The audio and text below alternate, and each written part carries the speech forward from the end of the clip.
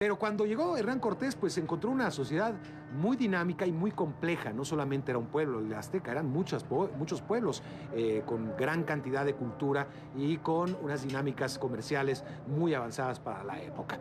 ¿Existen deudas históricas todavía? Bueno, vamos a hablar de todo esto un poco. Aquí me acompaña Adelfo Regino Montes, director del Instituto Nacional para los Pueblos Indígenas. ¿Cómo estás, Adelfo? Qué gusto saludarte. Vemos la historia y tal vez con nostalgia de los pueblos originarios de nuestro país. Hablamos de los aztecas y de otras culturas, de los mayas, pero no vemos con los mismos ojos a veces a los pueblos indígenas de hoy. Magepe Mario, yamza Dios ño kapsko jam, zagay za rojo yamo yo, anevim de kofnan, es llama kofnan, majo que ñok tuyo yema. Muy buenas tardes, Mario, te he dado un saludo en mi lengua, la lengua ayuk, que se habla en la Sierra Norte del estado de Oaxaca. ¿Ya? Y en efecto, yo creo que en estos días en que se celebra la independencia de nuestro país, es importante que recordemos nuestras raíces, nuestro origen, y en esas raíces y en ese origen, pues nos vamos a encontrar con esta presencia de los pueblos indígenas que vivieron en estas tierras desde hace miles de años, desde hace mucho tiempo, y que pues hoy permanecen 68 pueblos indígenas a lo largo y ancho del territorio nacional. Están también nuestros hermanos afromexicanos que llegaron en el proceso de la colonización y que hoy alimentan esta diversidad étnica, cultural y lingüística que caracteriza nuestro país. ¿Hay deudas históricas en nuestro país que subsanar? Yo creo que sí, yo creo que tenemos una deuda muy grande con los pueblos indígenas de México en la medida en que en el pasado hay agravios, hay un proceso de colonización que tuvo lamentables consecuencias y que al momento en que se crea el Estado mexicano, estamos hablando de hace alrededor de 200 años, cuando se crea México como país, y que lamentablemente en el movimiento de la independencia, a pesar de que hubo una gran participación de indígenas mexicanos en el ejército insurgentes de Miguel Hidalgo y Costilla, de José María Morelos y Pavón, pese a esta gran participación indígena, pues lamentablemente en la Constitución de 1824, la primera Constitución de México, la Constitución fundacional de este país, pues no serían reconocidos ni incluidos los pueblos indígenas en toda la dimensión de su historia. Lucharon para los derechos de otros, tal vez, de los españoles nacidos en México, de los llamados criollos. Pues sí, en ese momento hay que entender que la cúpula política y económica de México estaba dominado fundamentalmente por los criollos. Esta historia se repite con el movimiento de la Reforma, donde por cierto un indígena zapoteco lidera, paisano nuestro, don Benito Juárez García, él le toca liderar este movimiento de la Reforma y aún en el movimiento de la Revolución Mexicana. Por eso ahora que estamos viviendo tiempos de cambio y transformación, es muy importante que reconozcamos a los pueblos indígenas en nuestra Constitución, en nuestras leyes, en nuestras instituciones, en toda la dimensión pues de su historia y de lo mucho que han aportado en la grandeza de este país. Sí, porque como insisto, cuando hablamos de los pueblos indígenas, volteamos al pasado. No, los pueblos indígenas están vivos, nos dice, hay 68 pueblos, igual número casi de lenguas, ¿no? El yuque de las poco habladas a la fecha, ¿o cuántas personas hablan yuque? Bueno,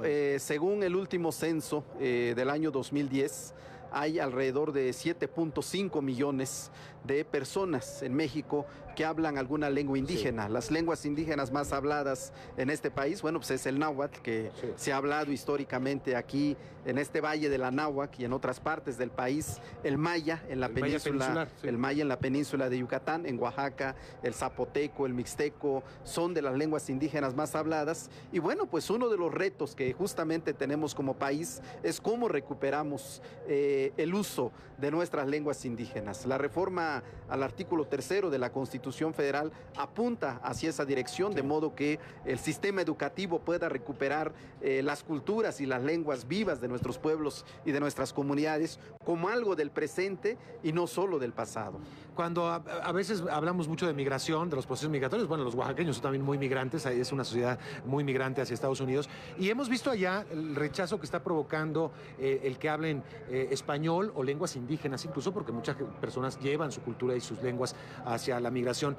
Y hablamos de lo que pasa en Estados Unidos, ¿no? No, hay que allá somos vistos mal o somos discriminados por hablar otra lengua que no sea el inglés, por ejemplo.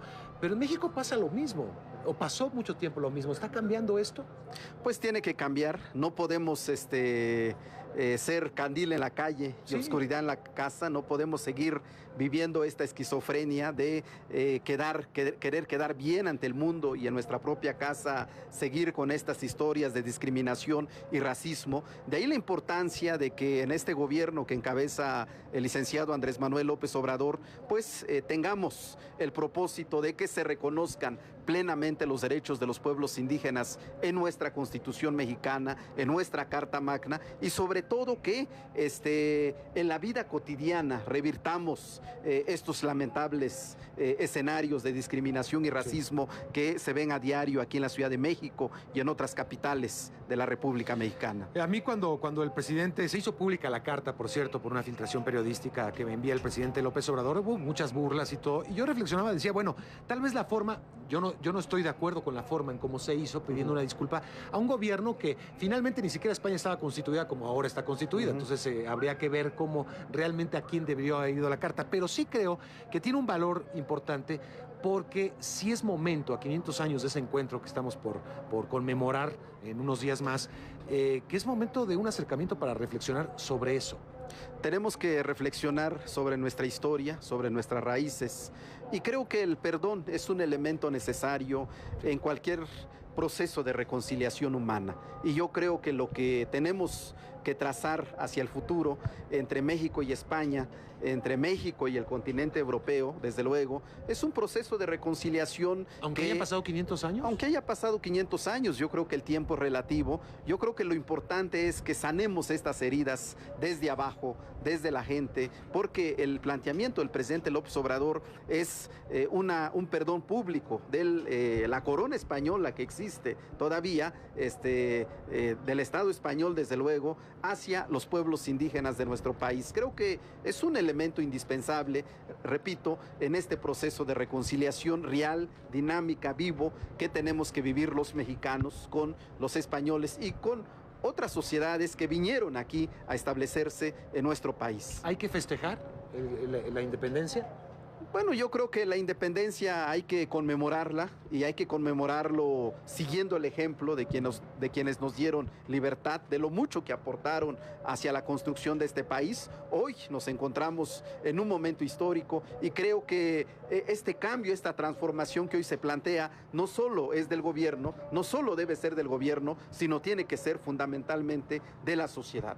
¿Qué se está haciendo hoy por hoy para recuperar precisamente eso que nos dice, esa cultura? Entiendo que, y lo he visto en los últimos años también, hay como una corriente de rescatar la lengua, de enseñar a los hijos las lenguas originarias, de transmitirlas, de conservarlas. ¿Este es un movimiento, digamos, nacional que se está viendo en todos los pueblos originarios? Sí, es un movimiento muy importante y es un movimiento que tiene que ver justamente con recuperar nuestra memoria histórica y cómo ver a los pueblos indígenas no solo como pueblos del pasado, sino como pueblos vivos que pueden aportar mucho a la transformación de este país. Y yo lo que te diría, Mario, es que nosotros desde el Instituto Nacional de los Pueblos Indígenas le apostamos al diálogo, a la consulta, y que sobre la base de escuchar las voces y los planteamientos de nuestros pueblos y de nuestras comunidades, podamos realmente lograr la transformación de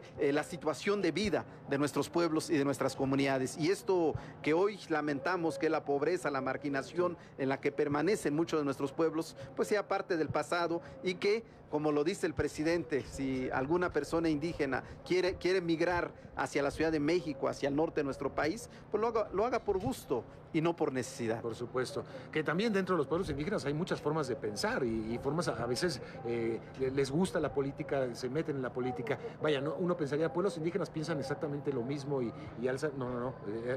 Hay mundos muy distintos dentro de los pueblos indígenas, ¿no? Así es. Yo creo que una característica que hemos aportado los pueblos indígenas en este país es justamente la diversidad. Y no solamente me refiero a la diversidad cultural o étnica, sino también a la diversidad de pensamientos, a la diversidad ideológica. Creo que esto es algo connatural, es algo que caracteriza a la naturaleza humana y es algo que embona perfectamente con la construcción de una sociedad democrática, en donde todas las voces, todas las opiniones tienen que ser escuchados y en donde los medios de comunicación juegan un papel fundamental para reflejar esta diversidad de nuestras sociedades. Sí, es otra deuda histórica. Adelfo, te agradezco mucho por todas tus reflexiones. Muchas gracias por estar aquí. Muchas gracias, Mario, por invitarnos y a CNN por darnos esta oportunidad. Al contrario, te lo agradezco mucho.